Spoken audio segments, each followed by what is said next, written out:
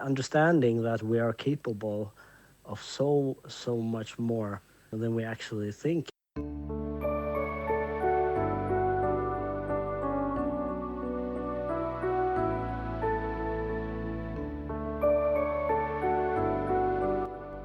Welcome to episode number 2 of the podcast, The Journey with M. And today, my guest is a very big inspiration in my life, and I'm so happy that I found him. My guest is Fatmir Sermeti, and we are going to talk about surrendering today. And I'll leave Fatmir to present himself. Welcome, Fatmir. Thank you very much, Mona, and thank you for the invitation to your wonderful podcast. My name is Fatmir Seremeti, and I am a Paralympic athlete. I am an influencer and also a keynote speaker. So my occupation is doing speeches around the world for companies mainly, and I talk about leadership and how to lead yourself and others. So that's my main income, and I love doing sports, so I've done that for all of my life in the highest level. And right now I'm preparing for the famous Nordic skiing competition Vasaloppet, 90 kilometers. That's amazing. And you've also written a book. Yeah, I also published my own autobiography in 2020. It's called From Darkness to Success. It's about my blindness. Basically, I got a visually impairment when I was a teenager. And in the book, I talk about how it affected me as a teenager. And I was really, really down into depression and didn't know the way out. But sports and God saved me. And now I am where I am.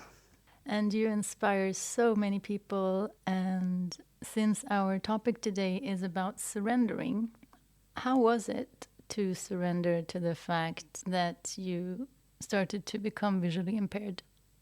Well, first of all, to surrender to stuff like that is not something you do on a fast occasion. You have to have time, space.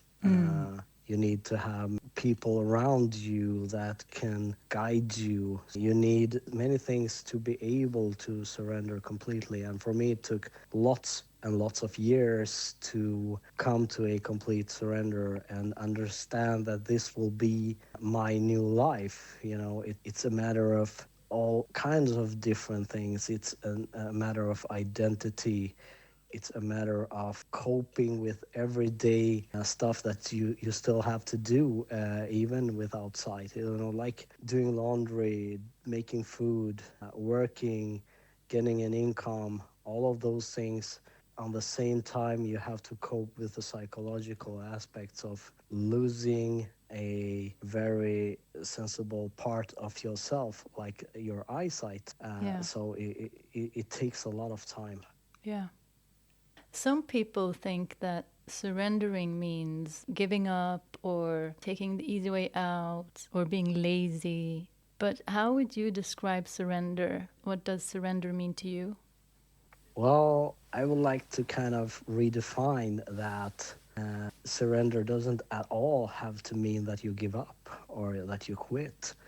It's like surrender sometimes can be accepting the fact that I will not, whatever I do, get my eyesight back. Yeah. So I surrender in that aspect, but I still have to keep on working, keep on doing my best and trying to make my life as good as possible. But to be able to do all of those other things, you cannot stay in that state where you are depressed, where everything around you is sad, everything is dark, and you only think about what you have lost. That is not surrender, that is giving up. But surrendering to the fact that I am blind, I cannot do anything about it, and work my way up from that, that's another thing. And I think, Mona, sometimes for people who believe in God like I do, I'm a Muslim, and I firmly believe that it's a matter of surrendering also to His will. Uh, the word surrender for me means also to be thankful for the visually impairment, because we never know. Life might have got a completely different angle if I did not get my visual impairment. And I'm thankful for what I've got instead, both in this life and hopefully in the next one. Now, this really softens my heart and reminds me when I myself, insist on things being a certain way, or that I plan something and then it doesn't go the way I planned, and I become so frustrated and angry. And like you said, how do I know that it would turn out to be something good for me with my little brain? So it's Yeah, amazing. exactly, exactly. Sometimes I think, when I get, because I still get sad because of my visual impairment. Sometimes, Yeah. some days I get frustrated, I get sad, and I get like, "Ah, why didn't did not get to see like everyone else?" Hmm. But then I think, how small are we? Imagine our little world is Hmm. like a golf ball compared to a football stadium, for example, Mm-hmm. compared to our sun. And our galaxy is like a little golf ball in the universe, or even smaller than that. So imagine how small we are. Yes. And that, it makes surrendering a bit easier.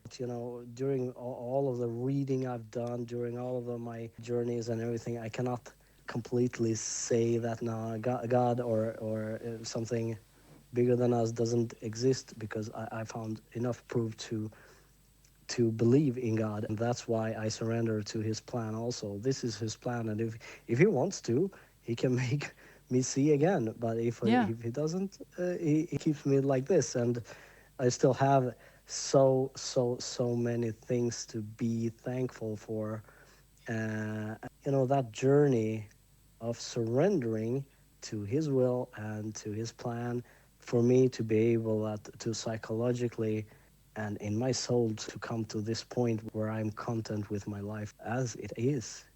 Hmm. Many people ask me, well, would you like to see again? And what would you do to see again? And, sometimes it looks like all of the other people around me are more concerned about my blindness than myself. Yeah. They project their own maybe insecurities or their own non acceptance on you. Yeah, exactly, exactly. And Hmm. I was once in a taxi going from my apartment to the train station, and this guy, this taxi driver, he looked at me and he said like, "Wow, I respect you so much because you cope so well with life." And I was like, "Wow, that's a wonderful comment." Mm-hmm. And then came this other part of the comment. He was like, "Yeah, because if it was me, I would like kill myself because I would not be able to cope with being blind." And in that instant, really felt this heavy thought about how blind people actually are. Hmm. He was driving, so he was seeing, but he was completely blind to life. Hmm. I had, really, because I was on my way to work, I had really nice clothes, really nice shoes, nice wash, nice, everything was perfect. I had a good haircut, my Hmm. beard was perfect, You were I was extra like really handsome. prepared, yeah, to perform, on stage. And this guy, he thinks that in a way that his life is better than mine, that he would not, be able to live as a blind person. It was like, this is how blind people actually are. Yeah. And talking about surrender, it's like a way of surrendering to his blindness, to say a comment like that and to not really understand what it means. It's amazing for me. Yeah. Speaking of God and of the Quran and Islam, there are verses that talk about you might have eyes but you don't see, I truly believe that we can see with so much more than our eyes. And I also remember you actually had a post where I think you were sitting at the beach with your dog, and you said, "Oh, that was the time when I started to see with my heart." Yeah, What does seeing with your heart mean for you? that's a part of, I think, coming back to the topic of surrender, Mm. to understand that there are so much more to see than what you can see with your eyes. Mm. If you just stop for a while and listen, if you just take a moment and actually read what you're reading, if you're reading a post, or if you're reading a book, there are so many hidden or quite plain messages out there Mm. that so many people just miss. Imagine sitting on a beach with my dog, and being able to walk there by myself, even though I'm blind, to sit Mm. there and feel the quietness, Oof. hear the waves, coming into the shore, and feel that wonderful wind of freedom on my skin. I was thinking of So that driver who then misses out on those augmented senses, like when you felt the air on your skin, you heard the sound of the waves, you hear them and feel things in every detail. Perhaps I'm just guessing now. that could be part of my ignorance, but I think people who are so involved with themselves, with their own life, that thinks that what they are doing is so big and wonderful and great, they tend to miss all of these details. Mm.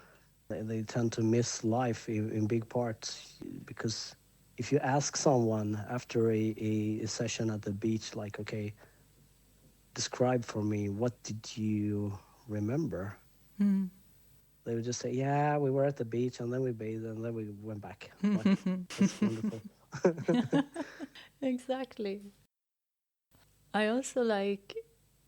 Okay, now I didn't plan for this episode to be so religious now that we live in a secular country, but I really, really liked the post you had on Instagram about the different Quranic verses. Also, the fact that now I'm just connecting that the word Muslim or Islam comes from the source of the word surrender, like to surrender to life or to surrender to reality or existence just as it is. I guess I want to ask what made you post these verses and what God or Islam means for you. Well, if you believe in God, and if you believe that He is the maker and knower of everything, then it is quite easy to surrender to it. And a part of that, I get so many questions, like, are you religious? What religion do you believe in? And, all of those kind of questions. So I Yeah. tried to answer those with these Quranic verses. I think I did 20 of them and what they mean personally to me. And what I found out, in the beginning, it was a little scary. Like, okay, how will people take this? Because we live in a secular, very secular Mm. Anti-religious, society, perhaps. yeah, many times anti-religious, and they don't even know why they are anti-religious. It's No. just like something they have to be. But then you can find like posts, and people go to these mediums and people go to do this and that, and it's huge in our Mm. countries. Yeah. But no one talks about it Mm. until they do.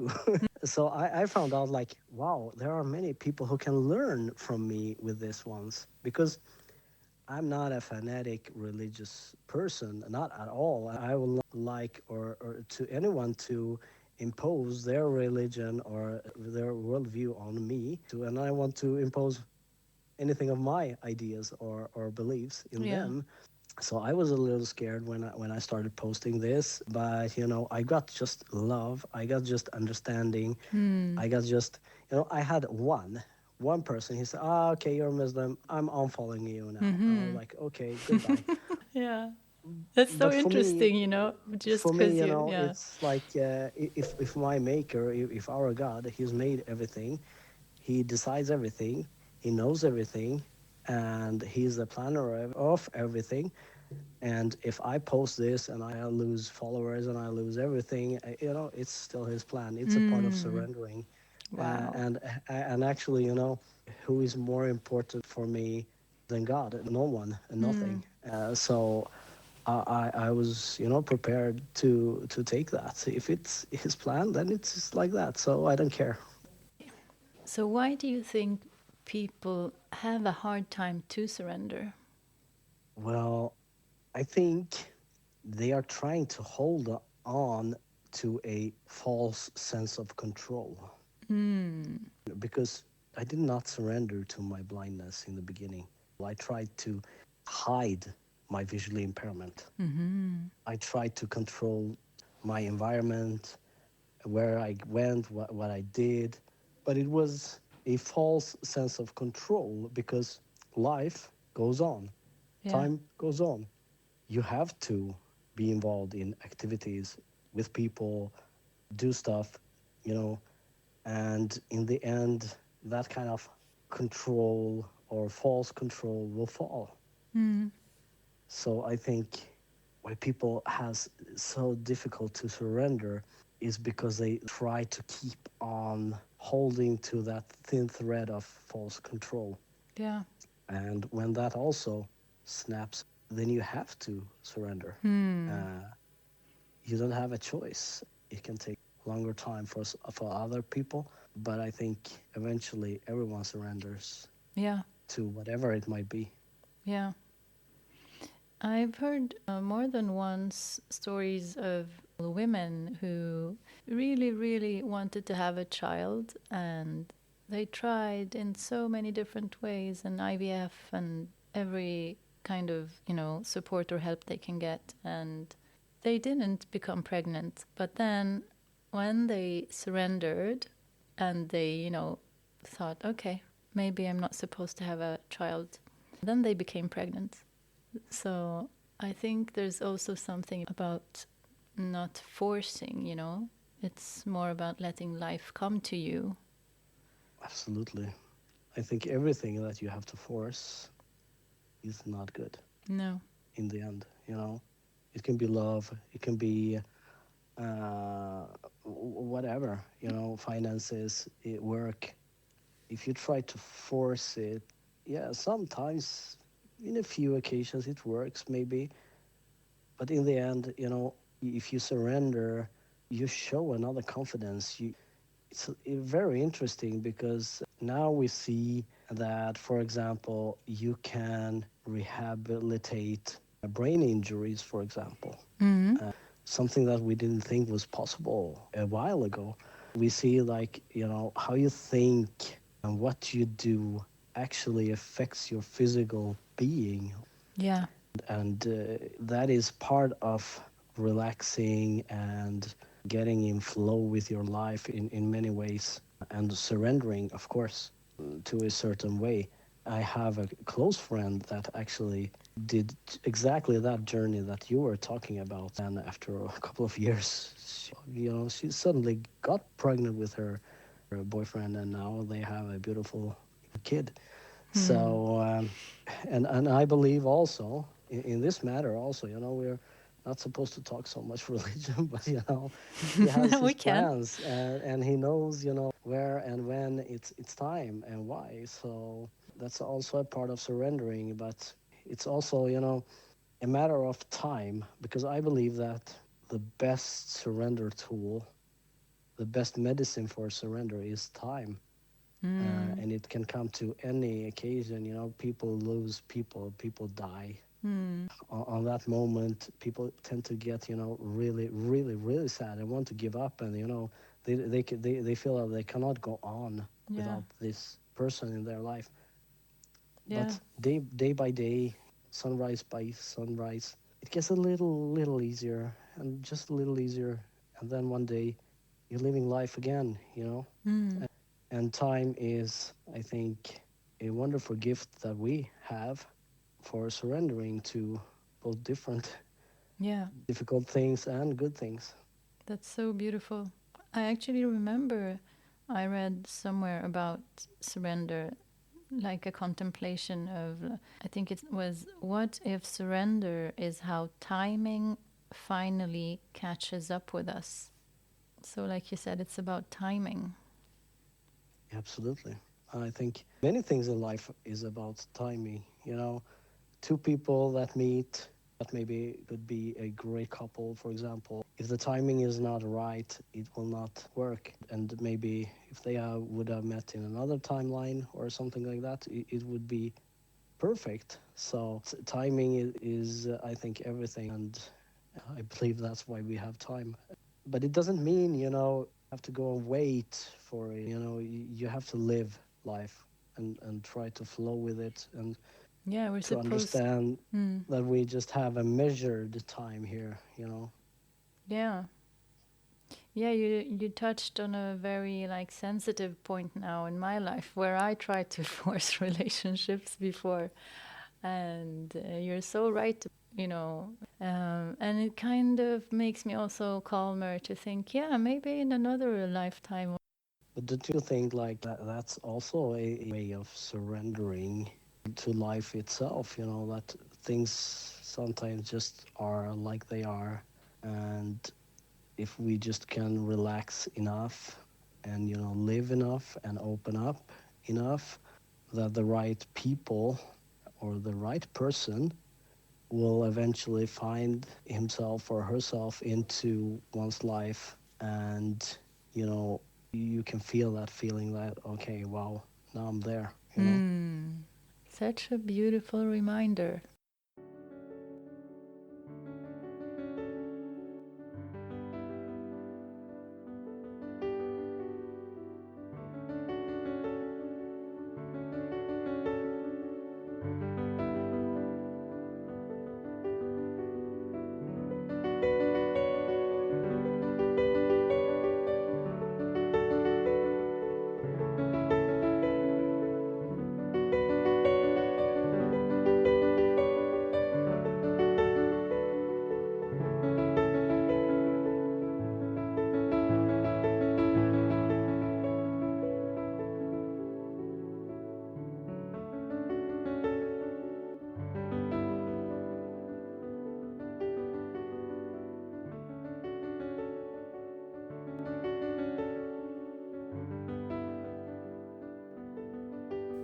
Like you Because said, yeah. sometimes we are so aimed at something, Mm. like we are aimed at a bullseye perfectly, and we're walking straight at that, Mm.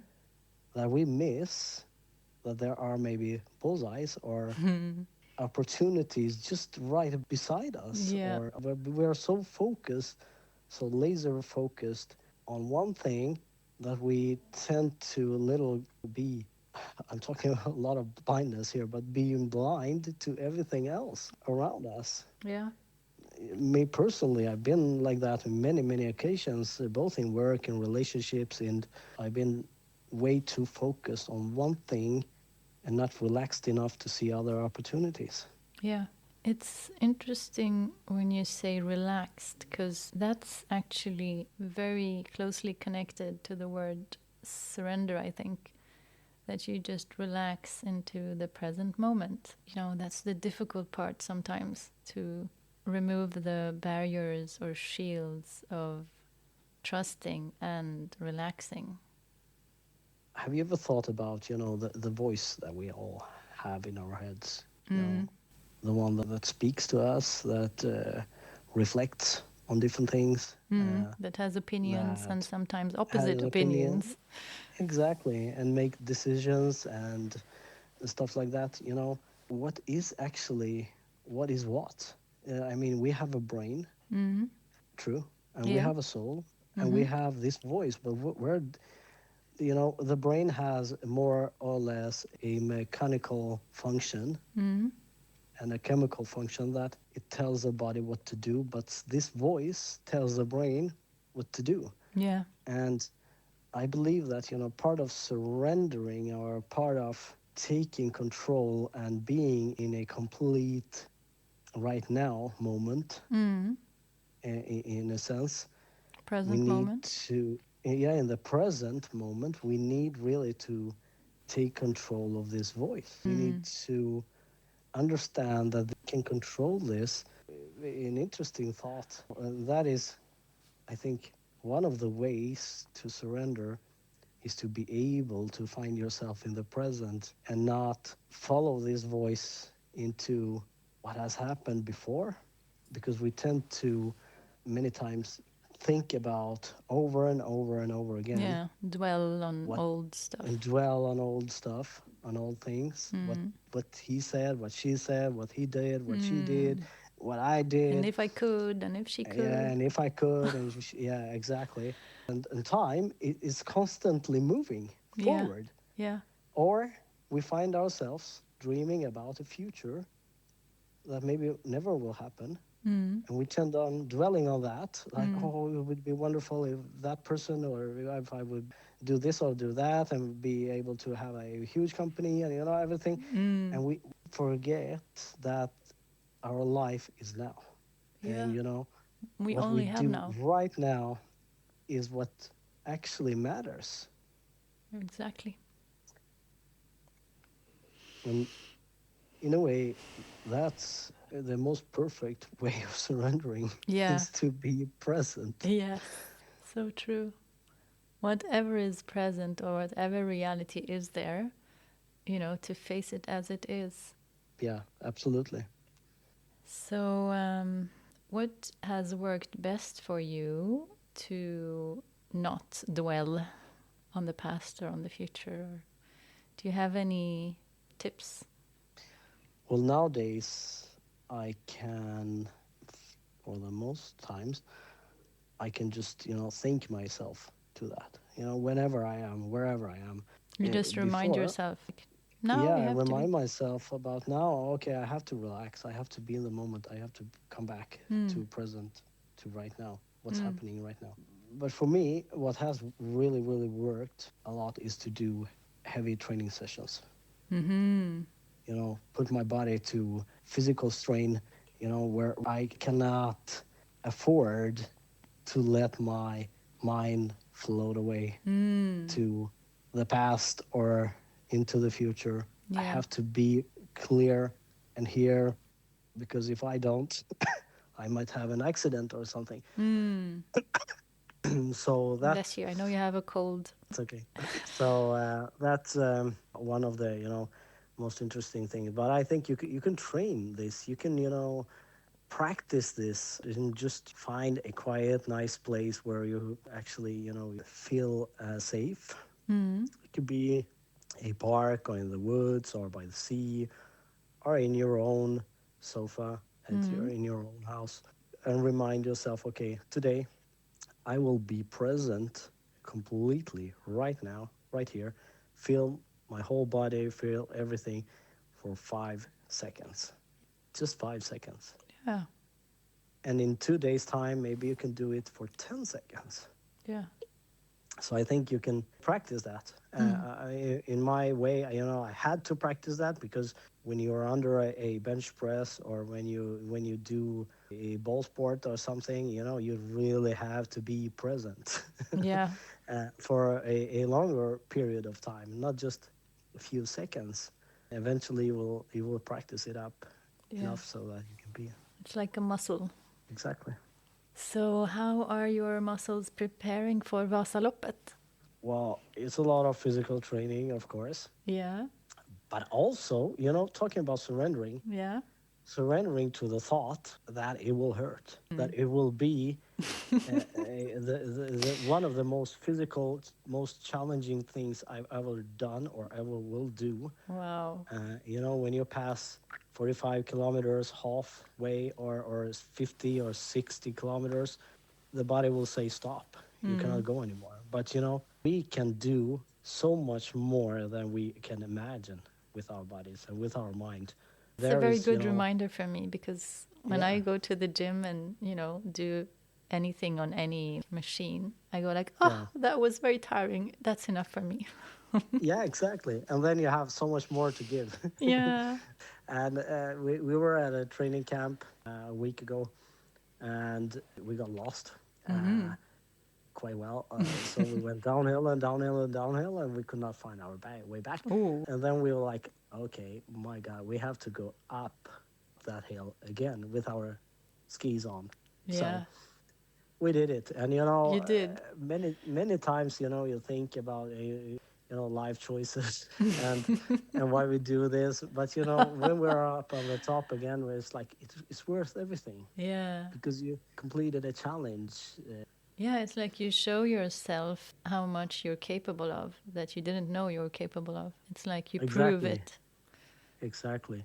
Understanding that we are capable of so much more than we actually think about. I think challenges and people who has life experience, that is nothing like we have in the Western countries. They are so much stronger than us in so many aspects. I'm originally from Kosovo, and I went there just after the war and met with these people that now were free.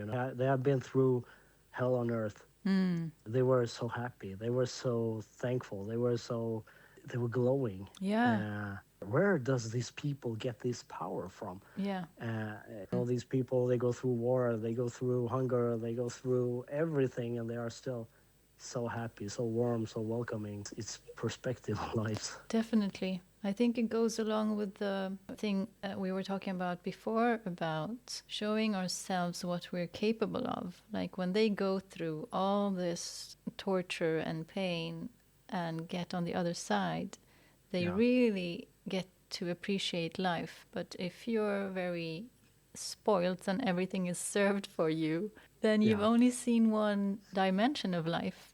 yeah, exactly.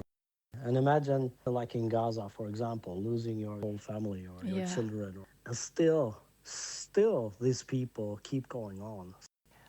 Yeah, well, I think Palestine needs an episode on its own.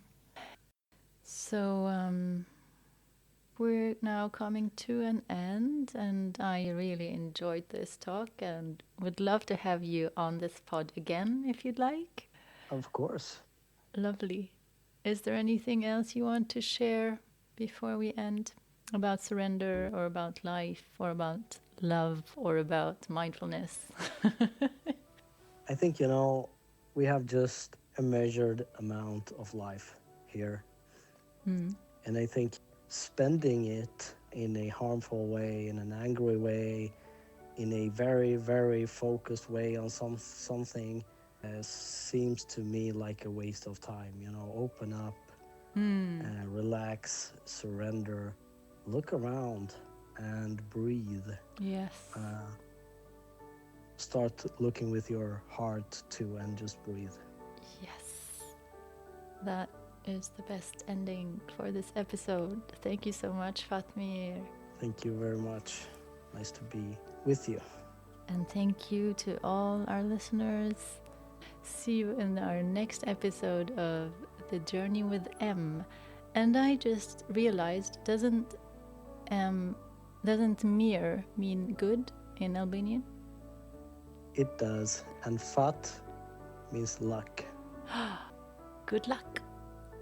Yes. So the journey with good luck.